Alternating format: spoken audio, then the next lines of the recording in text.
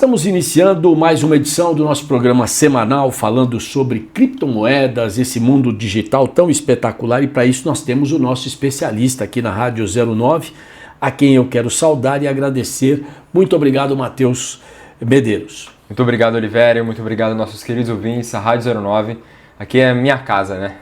É isso, você literalmente está em casa. Agora, vamos falar primeiro de uma viagem, né? Você está se preparando para viajar e ter contato. Quanto tempo você vai ficar fora? Eu vou ficar uma semana. Uma semana, isso. Falando de criptos. Isso, basicamente só cripto. Onde vai ser essa reunião? Eu estou indo para Dubai, né, para colher um pouco mais de informação, principalmente no que acontece no mundo das stablecoins, que a gente vai conversar um pouco daqui a pouco. Tudo que acontece por trás das cortinas, desde todo mundo que faz câmbio, né? Então, desde o mercado de Swift, a gente tem o BIS, que é basicamente o formador desse código Swift, onde a gente consegue fazer as remessas internacionais. Enfim, então eu estou indo para lá. Estamos falando de moeda internacional, não estamos falando especificamente de bitcoins, né? Não, a gente está falando aí Swift, isso. Nós estamos falando de banco mesmo. Isso, dos bancos centrais dos países. Exatamente. Né? Então eu estou indo para lá para ter uma conversa também com o grande gerente da Tether, enfim, com outros diversos players do mercado de cripto, né? Principalmente porque o ano de 2025 está sendo um ano super, hiper, mega importante quando a gente fala de ambiente regulatório das criptomoedas, né? Desde de janeiro agora, a gente teve o MiCA, né, que é basicamente a regulamentação para os criptoativos e para as corretoras de criptoativos na União Europeia. Então, inclusive, a gente teve um grandíssimo player, que é a Tether, que foi a primeira emissora do dólar digital. Hoje elas não estão mais operando na União Europeia porque não estão mais em conformidade com a regulamentação. Então, enfim, estou indo para lá para ter conversas com outros investidores também. Então, enfim, para colher um pouco mais de informação, está sempre atualizado, trazendo as informações mais quentinhas aqui para o pessoal da Rádio 09. A gente tem uma briga hoje no mundo, evidentemente, né? Que são guerras que existem, duas em curso, né? Que os Estados Unidos está tentando colocar a mão em ambas. Ele quer fazer um resort, né? Num lugar onde existem pessoas, onde existe história dessas pessoas, e num outro lugar onde num determinado momento parece que o Trump vai conversar realmente com o presidente da Rússia, com o Putin, e o que ele quer é a obrigatoriedade de tomar 20% do território ucraniano, né? E contra isso já começou a se insurgir a parte europeia da guerra, que até agora os Estados Unidos estavam bancando a guerra contra a Rússia, e agora me parece que o Trump quer simplesmente encerrar isso. Essa brincadeira está brincadeira de mau gosto, diga-se de passagem, né? E não é uma meme coin. Não. É uma briga muito ruim, porque a gente tem vidas que são perdidas, a gente tem muito dinheiro em jogo de um país, do outro, e simplesmente a gente tem uma guerra que está entrando no terceiro ano, né? A guerra pode entrar no terceiro ano. Então, em cima disso, Matheus, e trazendo isso para o aspecto financeiro, a criptomoeda pode ser um porto seguro num determinado momento para os Estados Unidos, por tudo que ele está tentando criar, sobretaxando muitos países, né? Especificamente já não é mais o produto, é o país. Ele está taxando o país, como ele começou com o México, o Canadá, quer chegar ao Brasil, está indo em outras direções. A criptomoeda pode em algum momento também se aproveitar desta briga e ganhar espaço no comércio internacional? Ótima pergunta, Oliveira. Eu vou precisar acho que de umas 3 horas falando sobre tudo isso. Não tem problema, temos todo o tempo do mundo. Mas vamos lá, né? Eu acho que vamos começar do início. O que é, como eu já falei diversas vezes, para o nosso querido ouvinte estar bem afiado quando alguém perguntar para ele, né? O que é o criptoativo no final do dia? É basicamente uma representação financeira dentro de um espaço que é registrado, que aí é blockchain. Então vamos lá, tem uma infraestrutura que é blockchain, tem um criptoativo que é, digamos, como o próprio nome já fala, é criptograficamente dentro da blockchain e é um ativo, é uma representação de um ativo. Beleza? Beleza. E que, só para explicar, né, esse criptoativo tem uma série de moedas, de nomes. Isso, não, tem uma série mesmo, assim. São mais de hoje, assim, observando de uma maneira muito simples, são mais de 2.000, né? Não, a gente está chegando em milhões. Já em milhões de criptomoedas? De criptoativos. Como o mundo tem dinheiro e a gente não sabe. Né? Então, a gente está falando de milhões. Então... De milhões de moedas. Isso, de milhões de moedas. Isso aí. Moedas, tokens ou representações digitais. Isso. Então vamos lá. Isso é o aspecto tecnológico da coisa. Então, a partir do momento que eu tenho essa possibilidade, um cara, há muito tempo atrás, ele falou, poxa, eu percebo que no mundo existe uma coisa chamada inflação, que é perda do poder de compra, ou, por um outro lado, também é a emissão da moeda muito forte de determinados países.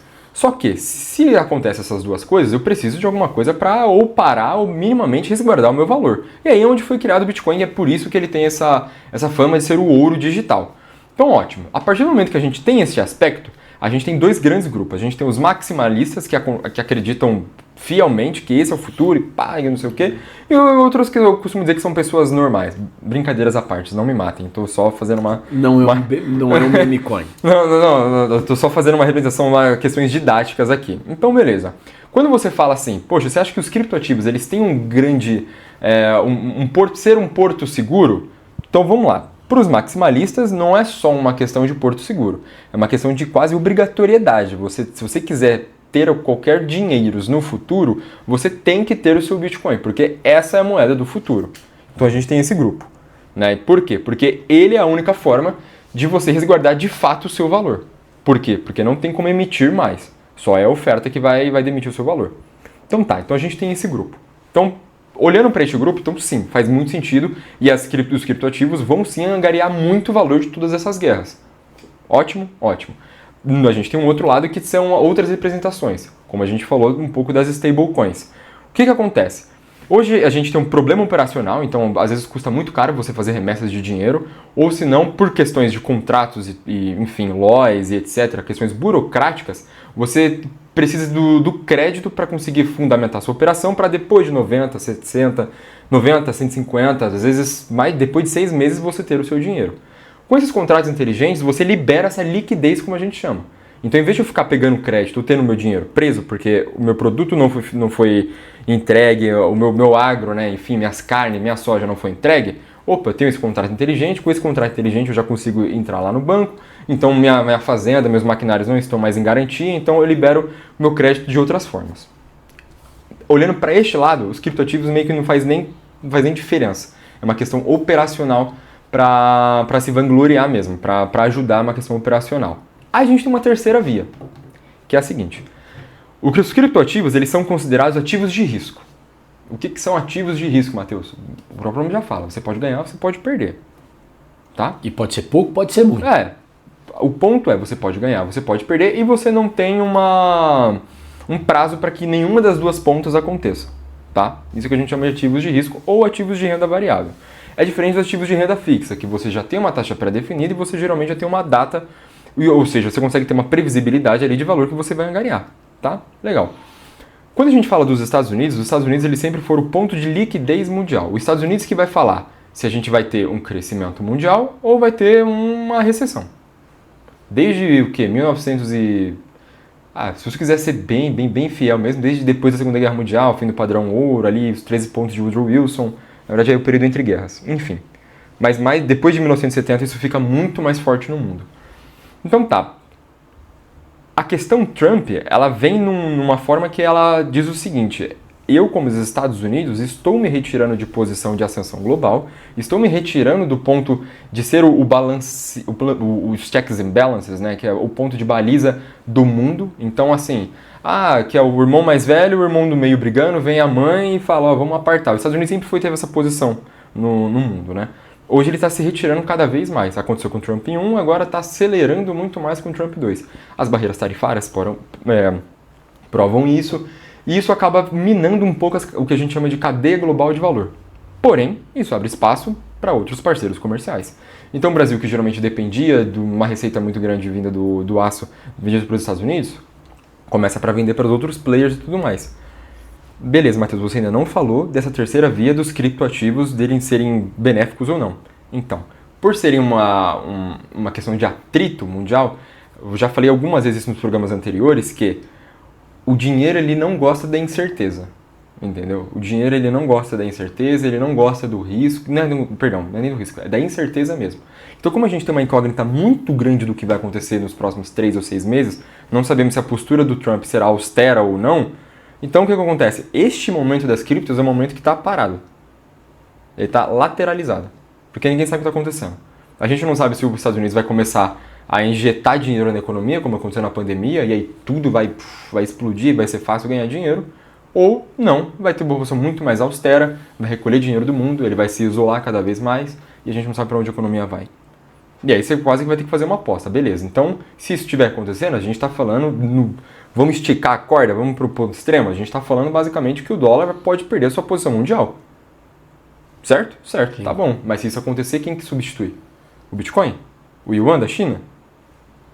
Entendeu? Então, assim, essa é a grande incógnita talvez deste seja mercado. Incógnita deste momento. É, incógnita deste momento. Porque quando você observa, a China passou e muito os Estados Unidos, sim, que já teve o maior mercado comercial do mundo. Sim. Não é mais um fato.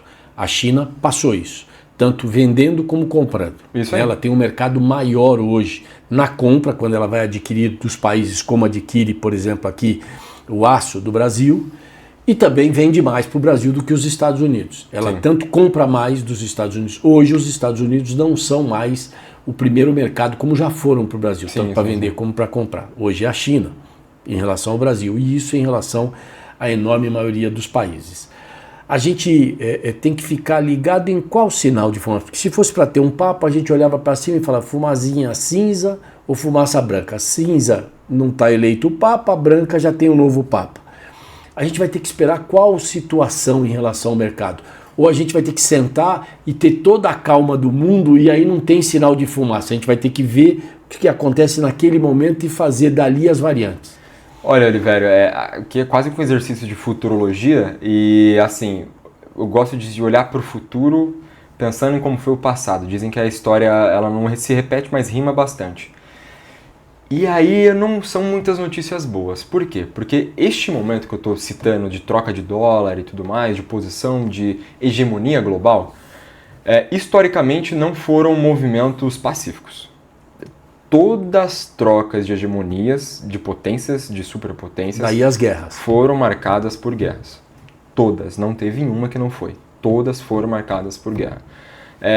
E não foram guerras que morreram poucas pessoas. Então, assim, se isso for acontecer, porque você concorda comigo que se você é dono de tudo, digamos assim, que você tem uma posição muito superior aos outros, você não vai abrir mão da sua superioridade no final do dia. Então, assim, quem está embaixo quer pegar essa superioridade de quem está em cima. Exato. Só que aí, por que é um ponto muito diferente do passado? Porque antigamente era muito óbvio você ter essa necessidade de ser a superpotência global, né? Então, assim, falando basicamente antes das grandes navegações, era muito claro porque toda terra nova que você encontrava, você poderia explorar de maneira qualquer. Então a gente está falando desde partilha da África, está falando das Américas, foi o caso do Brasil, enfim, está falando até mesmo da Ásia, mesmo que ali existia um pouco de interdependência, enfim, mas ainda assim existia todas essas questões.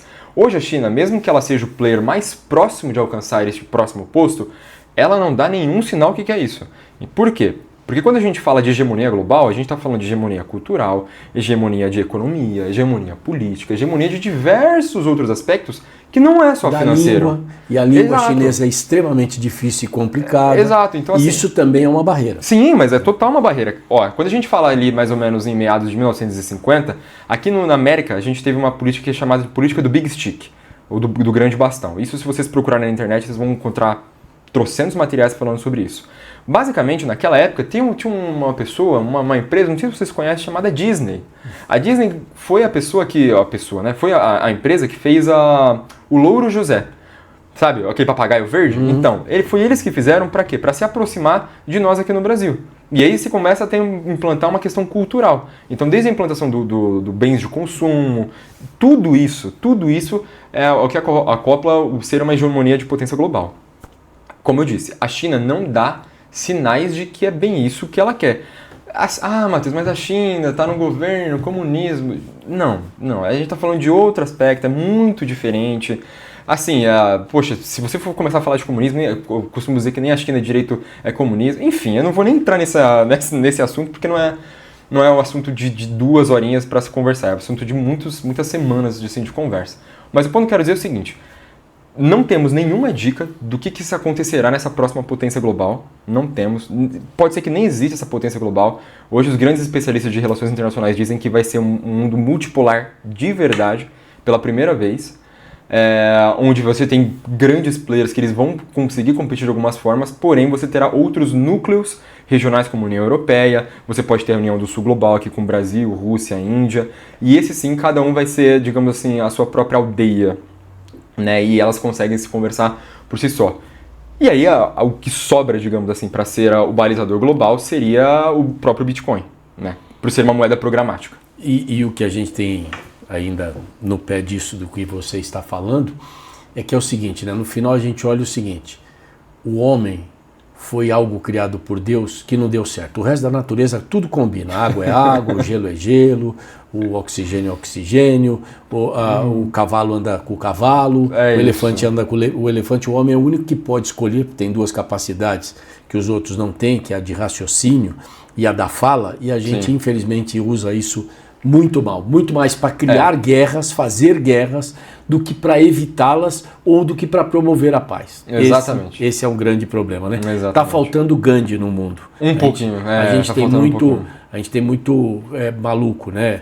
Tem muito conflito no mundo. Tem muito conflito, né? Eu ia colocar alguns nomes aqui, mas a gente ficaria aqui uma tarde inteira, uma noite inteira, um dia inteiro falando de nomes que promoveram a guerra. Talvez o principal deles ainda na cabeça de todo mundo seja Hitler, mas não foi só ele. Não, né? não, a gente teve muitas figuras. Vários imperadores de guerras, né? De pessoas que queriam a guerra a todo custo exatamente para poder comandar mais. E isso é um exemplo muito ruim e errado do que a gente pode ser como ser humano. Pois é, isso porque, Olivério, desculpa te cortar, a gente está falando aqui exatamente dessas questões políticas, culturais... Isso tudo envolve a moeda, né? Não só isso, e olha que eu nem falei da questão da natureza mesmo, o famoso ISD ou isso daí, porque isso também é um outro ponto que vai mudar e muito as relações internacionais, relações humanas e relações econômicas.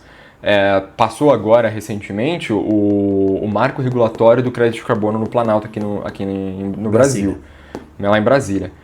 E assim, o que isso vai impactar as pequenas e médias empresas, nossa, isso daqui... Eu não sei como não tem ninguém falando disso. Eu estou falando do seguinte, empresas, por exemplo, você que tem uma pequena logística que tem 2, 3 caminhãozinhos, está falando o seguinte, a partir de 2026 ou 2027, eu posso ser enganado na data, você vai ser obrigado a fazer uma coisa chamada emissão de relatório de emissão de crédito de carbono. O que isso significa? É o quanto de carbono, né, você emitiu na atmosfera. Se a sua empresa emitiu mais de 30 mil, você será obrigado a compensar. O que é compensação de crédito de carbono, Oliveira? É basicamente você ou ter uma terra, você comprar uma terra e aquela terra ser de propriedade da sua empresa, e aquilo lá você vai ter que fazer um inventário de quanto de crédito de carbono a árvore raptou. Porque a árvore, para quem não sabe, ela rapta o carbono da atmosfera para emitir o oxigênio. Isso é um lado. Ou você vai ter que comprar um negocinho chamado crédito de carbono. Hoje, a emissão, o crédito de carbono, ele que é equivalente por 1 tonelada de carbono, ele custa $10. Existe uma grande auditoria chamada PwC, a Coca-Cola fez essa auditoria, a ExxonMobil fez essa auditoria também, essa estimativa. Dizem que em 2035 cada crédito de carbono vai custar cerca de $110. Eu estou falando que daqui até lá eu vou ter uma média de inflação global causada só por isso de 15% anualmente. Eu não sei como não tem ninguém falando disso. Tipo, o que eu tô querendo dizer basicamente Você acabou de falar aqui na 09. Então, é assim, o que eu quero dizer com isso? Não é que eu tô fazendo, nossa senhora, vai acabar o mundo. Olha, acabar o mundo eu não sei, mas assim, que vai provocar uma confusão, vai. Nossa senhora, isso vai. Nós estamos encerrando este programa com o Matheus Medeiros, a quem eu quero agradecer, e voltamos na semana que vem para falar sobre a possibilidade de você operar sozinho nesse mercado, e ainda ficou um tema em aberto, que são as stablecoins. Legal. Muito obrigado, Olivério. Estaremos juntos na próxima semana.